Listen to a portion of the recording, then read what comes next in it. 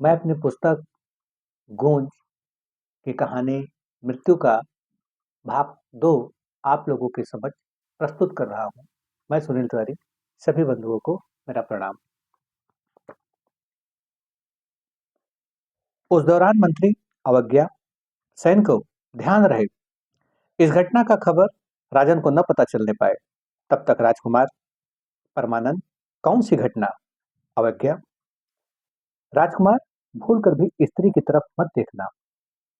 इस पृथ्वी का आधा भाग हम सबका है और आधा भाग स्त्रियों का है, इसलिए स्त्रीपुर में कदम नहीं रख सकते। परमानंद, जाने अनजाने में कदम रख दिया तो क्या होगा? अवज्ञा, अगर ऐसा हुआ तो अनर्थ हो जाएगा। प्रभु सूर्यदेव ने हम सबको आश्वासन दिया है, तब से आज तक उस नियम का पालन हो रहा है। इसलिए हमेशा इस बात का ध्यान रखना, स्त्री की तरफ देखना, अपना तेज नष्ट मत करना। परमानंद, प्रभु ने आंखें दी है सुंदरता को देखने के लिए व देखकर आनंदित होने के लिए। क्या आपको ऐसा नहीं लगता? अवज्ञा, इस विषय पर सोचना पड़ेगा। बात करते करते आखिरकार सब के सब महल पहुंच जाते हैं। सबको एक साथ देखने ही राजन तेजस्वी राजकुमार परमानंद भ्रमण करते करते अपने देश को मुस्कुराते हुए देखा। परमानंद, हाँ पिताजी, मानो ऐसा लगा कि उस हंसी से सुंदरता का उत्पत्ति हुआ है। तेजस्वी, तुमसे यही उम्मीद थी। उसी दौरान मंत्री की तरफ देखते हुए राजन तेजस्वी, मंत्री अवज्ञा, तुम्हारे चेहरे की शांति मुझसे कुछ कहना चाहती है। अवज्ञा, शायद यही कि इस शांति में ही आनंद है। तेजस्वी, शायद यही नहीं दिखता तो पूछना पड़ता है। उसी दौरान राजकुमार परमानंद, अच्छा पिताजी, मैं चलता हूँ, मेरा शयन कक्ष इंतजार कर रहा है।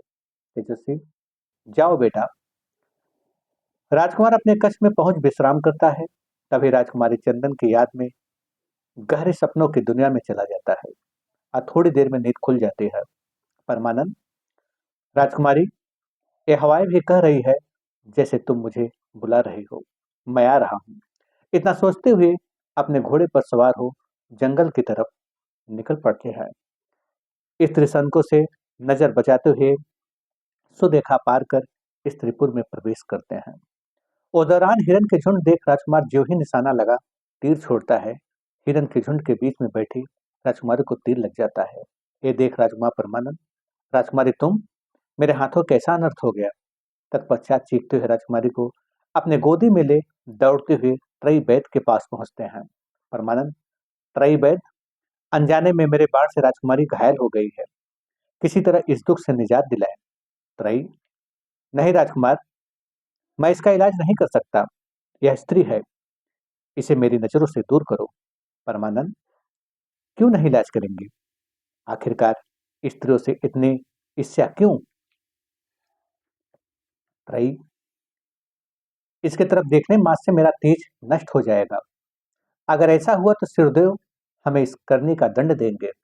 परमानंद, वैद्य जी, जिसके दिल में करुणा ही नहीं, वो खुद ही दुख के गहरे खाई में गिर चुका है।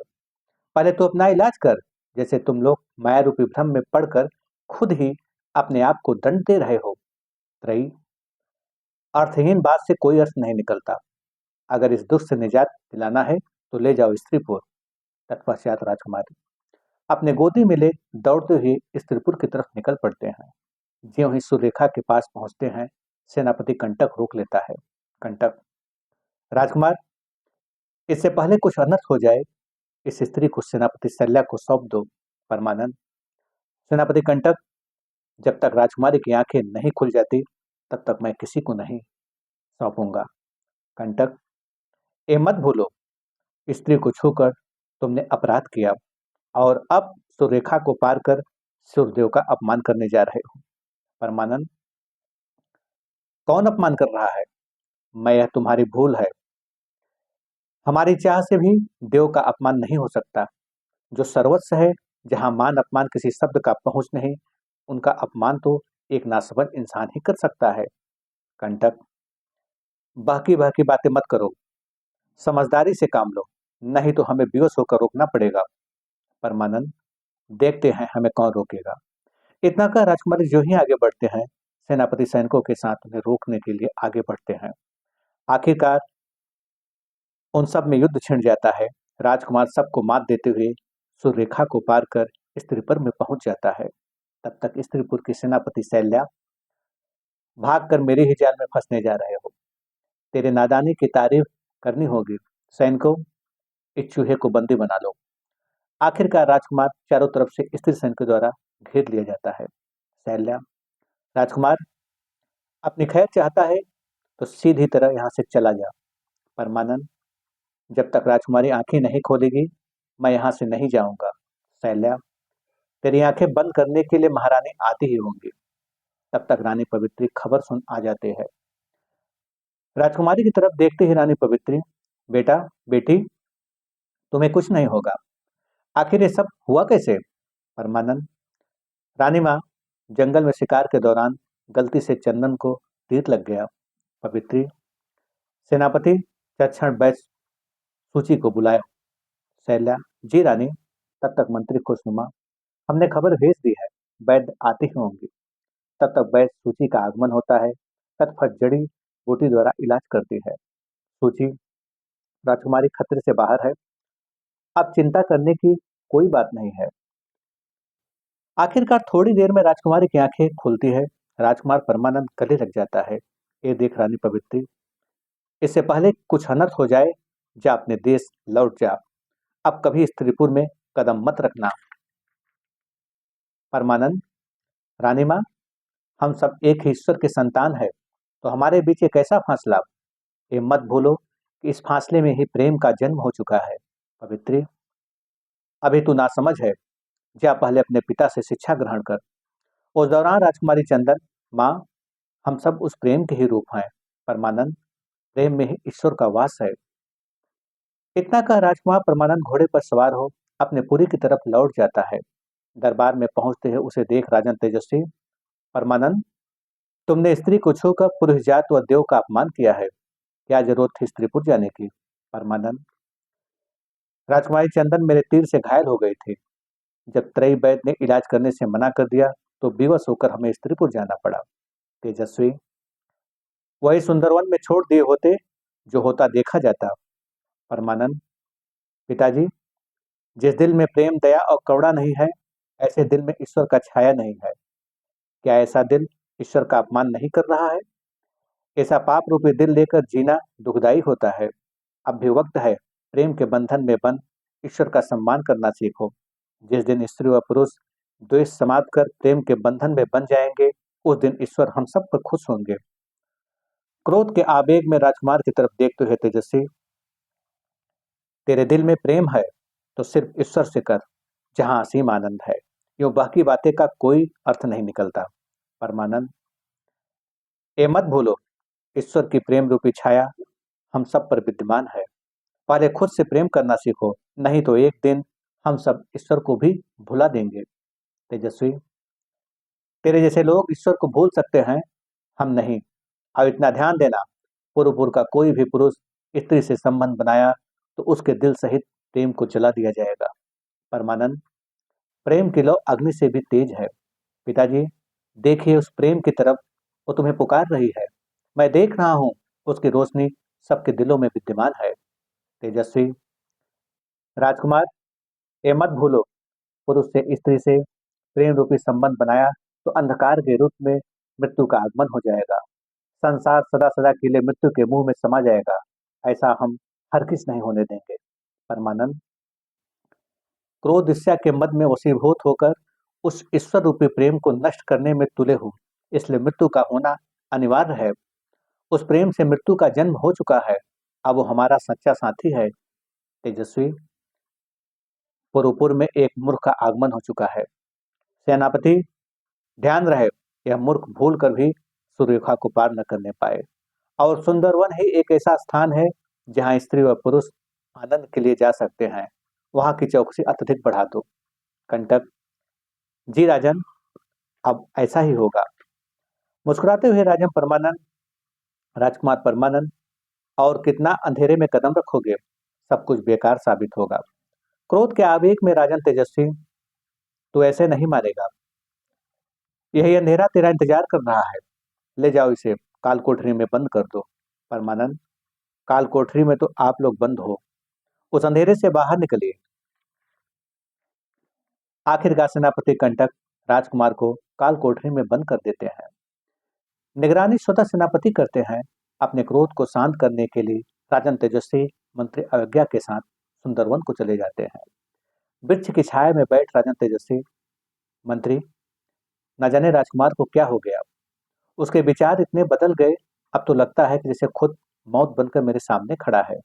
अवज्ञा, राजन, उसकी बातों ने सिद्ध कर दिया, यदि राजकुमार को मौका मिला तो अपने मकसद को कामयाब बनाने के लिए अवश्य कोई न कोई कदम उठाएगा। तेजस्वी, उसके मकसद को रोकने के लिए बेहतर होगा कि काल कोठरी से बाहर न निकलने पाए। अवज्ञा, हाँ राजन, यही उचित होगा। सुंदरवन में विहार कर रही रानी पवित्री को देखते ही मंत्री अवज्ञा, राजन, रानी पवित्री इधर ही आ रही है। आखिरकार उनके पास पहुंचते ही रानी पवित्री, राजन, आपने ऐसा प्रेमी पाल रखा है जो कभी भी डंक मार सकता है। अगर वक्त को पहले उसे रोक न पाए तो अंधकार के रूप में मृत्यु का आगमन हो जाएगा। तब संसार में सदा सदा के लिए मृत्यु का वास हो जाएगा। तेजस्वी, संसार अमर है, इसे मृत्यु अपना आहार नहीं बना सकती। मेरे होते हुए संसार में प्रेम का जन्म नहीं हो सकता। पवित्री, मुझे आपसे यही उम्मीद थी। इतना कह रानी पवित्री अपने सैनिकों के साथ चल देती है। अपने महल में पहुंचते ही पवित्री, बेटी, अब भी वक्त है, राजकुमार को भूल जा। चंदन, माँ, मैं देख रही हूँ इन हवाओं में, समुद्र की लहरों में, वृक्षों में, यहाँ तक कि आप सब में प्रेम का जन्म हो चुका है। आखिर उसे न देख आप सब ईश्वर का अपमान कर रहे हैं। पवित्री, अच्छा होगा कि न ही दिखाई दे। यदि दिखाई दिया तो उस प्रेम को नष्ट कर देंगे। चंदन, वो तो दिखाई दे रहा है, हर वक्त हर समय। देखने वाले न देख पाए तो इससे क्या फर्क पड़ेगा। प्रेम है और हमेशा रहेगा। पवित्री, तो ऐसे नहीं मानेगी। सेनापति, ले जाओ इसे काल कोठरी में बंद कर दो। चंदन, बस काल कोठरी तक ही, इससे कुछ नहीं होगा। मैं तो राजकुमार के दिल में हूँ। आखिरकार सेनापति शैल्या राजकुमारी को काल कोठरी में बंद कर देती है। उसी दौरान रानी पवित्री, सेनापति, ध्यान रहे राजकुमारी काल कोठरी से आजाद न होने पाए। शैल्या, मैं पूरी निष्ठा से अपनी जिम्मेदारी निभाऊंगा। उसी दौरान राजकुमारी के वेदना सुन राजकुमार परमानंद, नहीं राजकुमार, ऐसे मायूस नहीं होते। हम दोनों तो उस प्रेम रूपी नाव में बैठ चुके हैं, अब वो खुद ही दरिया के पार कराएगी। राजकुमारी चंदन अपने अंतःकरण से राजकुमार की आवाज सुन, चंदन, ये दरिया बहुत गहरी है, मुझे अपने बाहों में भर लो, सिर्फ तुम्हारे सिवा और कुछ भी दिखाई न दे। उस दौरान राजकुमार परमानंद प्रेम का पैगाम तीर पर लिख ज्यों ही धनुष से छूटती है, जाकर राजकुमारी चंदन के पास गिरता है। तत्पश्चात प्रेम के पैगाम को पढ़ती है। चंदन, हमारे बीच में सूरज रूपी प्रेम चमक रहा है। देखिए उस प्रेम रूपी किरणें की तरफ, जिसकी छटा पूरे संसार में फैल रही है। पैगाम को पढ़ने के बाद उसी तीर के दूसरे तरफ लिख ज्यों ही धनुष से तीर छूटती है, जाकर राजकुमार के पास गिरता है। तीर के दूसरे तरफ पैगाम को पढ़ता है। मैं देख रही हूँ प्रेम की दिव्यता जो आकाश को चूम रही है। आखिरकार राजकुमार प्रेम के पैगाम को पढ़ प्रफुल्लित हो जाते हैं, झूमने लगता है। उसी दौरान राजन तेजस्वी पंडित देवाचार्य के साथ कालकोठरी के पास आते हैं। तेजस्वी, सेनापति, कालकोठरी का दरवाजा खोलिए। कंटक, जी महाराज। आखिरकार दरवाजा खुलता है। सबकी निगाहें राजकुमार पर पड़ती है। उसे खुशी में झूमते देख राजन तेजस्वी, यहाँ पर भी इसकी खुशी बढ़ती जा रही है। देवाचार्य, राजन, ऐसे अद्भुत प्रेमी को देख मैं धन्य हो गया। उस दौरान राजकुमार की निगाहें उन सब पर पड़ते ही परमानंद, आप सबको मेरा प्रणाम। भवन में आने का कोई खास प्रयोजन? तेजस्वी, आखिरी बार मैं तुम्हारे पास आया हूँ, अब भी वक्त है। राजकुमारी को भूल जा, वरना जीवन भर यहीं पड़े रहोगे। परमानंद, पिताजी, इन दीवारों से मुझे प्रेम हो गया है। अकेले में यही मुझे शांति प्रदान करती है। ये तो मेरा सौभाग्य है जो इनका साथ मिला। राजकुमार की बातें सुन पंडित देवाचार्य, वाह राजकुमार, तुम्हारे रूप में साक्षात ईश्वरीय प्रेम का दर्शन हो गया। तेजस्वी, आप भी प्रेम के वशीभूत हो अपने पद से भ्रमित हो रहे हैं। देवाचार्य, राजन, प्रेम में ही अमृत व्याप्त है। जो इस अमृत का रसपान करेगा वही अमृत को प्राप्त होगा। तेजस्वी, प्रेम के कारण ही तुम्हारा गुण भी लुप्त हो चुका है। देवाचार्य, प्रेम से ही मुझे दिव्य दृष्टि मिला है। मैं देख रहा हूँ कि प्रेम के अनोखी रूप को जो आकाश को चूम रही है। इतना कह पंडित देवाचार्य चल देते हैं। उसी दौरान राजन तेजस्वी, सेनापति, चौकसी इतना बढ़ा दो कि हवाएं भी बिना इजाजत के अंदर न जाने पाए। कंटक, जी महाराज। इतना कह राजन अपने दरबार की तरफ चल देते हैं। उसी दौरान कालकोठरी में राजकुमारी चंदन की तरफ से पैगाम आता है। राजकुमार तीर पर लिखे पैगाम को पढ़ता है। राजकुमारी, मैं हिम नदी में स्नान के लिए जा रही हूँ। मेरी आखिरी इच्छा की पूर्ति के लिए माँ राजी हो गई है। वक्त पर यह नदी में स्नान करने के दौरान मुझे तुम्हारे प्रेम का दर्शन हो। अगर ऐसा ना हुआ तो मैं मूर्ति के रूप में वहीं स्थापित हो जाऊंगी। इस खबर को पढ़ते ही राजकुमार व्याकुल हो जाता है। उसी दौरान प्रभु सूर्यदेव में ध्यान लगाकर परमानंद, हे सूर्यदेव, अगर चंदन से मिलाप न हुआ तो मैं भी मूर्ति के रूप में यहीं स्थापित हो जाऊंगा। अब सारी आशाएं आपके चरणों में टिकी है। उसी दौरान कालकोठरी से चमकता हुआ दिव्य तीर गिरता है। राजकुमार तत्क्षण तीर को छोड़ते हैं। आखिरकार सभी फाटक टूटकर गिर जाता है। तत्पश्चात राजकुमार घोड़े पर सवार हो हिम नदी की तरफ भागता है। उस दौरान महल में हाहाकार मच जाता है। तत्क्षण सेनापति कंटक राजन के पास पहुंचते हैं। कंटक, महाराज, राजकुमार कालकोठरी से भाग गया। तेजस्वी, इससे पहले कि कोई अनर्थ हो जाए, रोको उसे। राजकुमारी चंदन से मिलाप न होने पाए। आखिरकार राजन अपने सैनिकों के साथ राजकुमार परमानंद का पीछा कर लेते हैं। सबको मात देते हुए राजकुमार हिम नदी के पास पहुंचता है। उस दौरान सेनापति शैल्या राजकुमारी को हिम नदी से बाहर निकालिए। राजकुमार उसी तरफ जा रहा है। तब तक राजकुमार हिम नदी में कूद पड़ता है। चंदन पानी में डुबकी लगा धीरे धीरे आंखें खोलती है। सामने राजकुमार को देख आनंदित हो जाती है। दोनों एक दूसरे में इस कदर खो जाते हैं कि अपने प्रेम के अलावा कुछ दिखाई ही नहीं देता, न ही कुछ सुनाई पड़ता है। धीरे धीरे एक दूसरे को देखते आगे बढ़ते हैं। ऐसी स्थिति को देख राजा तेजस्वी, परमानंद, रुक जाओ, आगे मत बढ़ना। उसी दौरान रानी पवित्री, चंदन, मेरी तरफ देखो, वापस लौटो। वे दोनों एक दूसरे के करीब बढ़ते गए, जैसे उन्हें कुछ सुनाई ही न पड़ा। ऐसी स्थिति को देख राजन तेजस्वी, इससे पहले अंधकार के रूप में मृत्यु का आगमन हो, इनके ऊपर बाणों की वर्षा कर नष्ट कर दो, इनका मिलाप न होने पाए। उसी दौरान रानी पवित्री, अपनी मौत को रोको, तुम्हारे पास न आने पाए, इनका मिलन न होने पाए। आखिरकार दोनों तरफ से भयंकर बाणों की वर्षा होने लगती है। राजकुमार परमानंद, राजकुमारी चंदन का शरीर बाणों से छलनी हो जाता है। लेकिन वो दोनों प्रेम में इतने मग्न थे कि उन्हें पता ही नहीं चला कि उनका शरीर बाणों से छलनी हो चुका है। वे आगे बढ़ते ही गए, एक दूसरे के करीब पहुंच ज्यों ही गले लगते हैं और चूमने लगते हैं, उसी दौरान उनके शरीर से दिव्य तेज निकलता है। वही हिम नदी हिमालय का रूप ले लेता है। वही प्रेम का अनोखी मिसाल जो आज भी आकाश को सदियों से चूम रही है। आखिरकार सदा प्रकाशित संसार में अंधकार के रूप में मृत्यु का आगमन हो जाता है। तत्पश्चात सूर्यदेव द्वारा आकाशवाणी होती है, सूर्यदेव, मैं ही अपने अंश द्वारा संसारिक क्रीड़ा कर अंधकार के रूप में मृत्यु को इस संसार में ले आया। लेकिन अब भी मैं आत्मा के रूप में तुम सब में विद्यमान हूँ। लेकिन पंच तत्व रूप शरीर मृत्यु के अधीन हो चुका है। लेकिन तुम्हारा वास्तविक स्वरूप आत्मा अमर है, माया रूपी बंधनों से मुक्त है। इसलिए मृत्यु के बारे में न सोच, अपने वास्तविक स्वरूप आत्मा में स्थित हो, मुझे एक परमात्मा में लीन हो जा। अतः सब के सब इच्छा को त्याग कर एक दूसरे के प्रेम के बंधन में बंधकर जीवन की नई शुरुआत करिए। तत्पश्चात आकाशवाणी सुन स्त्री व पुरुष सूर्य रेखा को समाप्त कर एक दूसरे के प्रेम के बंधन में बंध जीवन की नई शुरुआत करते हैं। राजन तेजस्वी रानी पवित्री सेनापति से, कंटक स्त्री सेनापति शैल्या से, मंत्री अज्ञा मंत्री खुशनुमा से, पुरुष सैनिक गण स्त्री सैनिकों गण से, सबके सब प्रेम रूपी बंधन में बंध जीवन की नई शुरुआत करते हैं।